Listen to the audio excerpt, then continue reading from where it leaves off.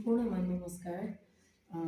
आज हामी एउटा यस्तो दिनलाई सम्झिराखेका छौँ जुन चाहिँ हाम्रो पुण्यतिथि भइसक्नु भएको हाम्रो हजुरआमा विष्णुदेवी बोहरा वासुदेवी बोहरा ज्यूको 13औं पुण्यतिथिको सम्झनामा दृष्टि फाउन्डेसन परिवारलाई बोहरा परिवारले मिठो भोजन सेवा प्रदान गर्दै हुनुहुन्छ।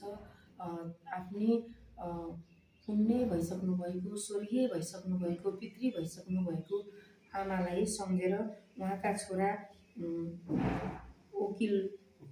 वकिल बोहरा, त्यसै गरेर नाति सागर बोहरा र पनाति पियुष बोहराको साथमा उहाँहरूले टाढाबाट आएर हामीलाई दृष्टि फाउन्डेसन परिवारलाई भोजन सेवा गराउँदै हुनुहुन्छ।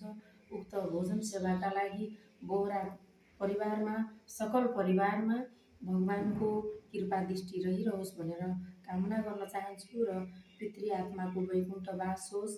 दृष्टि परिवारलाई भोजन गराउनका लागि जुन भण्डारबाट भेटी झिकिएको हो उक्त भण्डार कहिले रित्तो नहोस् भनेर हामीले उहाँको आत्मा शान्तिका लागि दीप बालेर सम्झेका छौँ। उहाँलाई स्वर्गमा वास होस्, पितृ आत्माको शान्तिको कामना गर्न चाहन्छु। हस्, धन्यवाद। खान पुगोस्, दिन पुगोस्।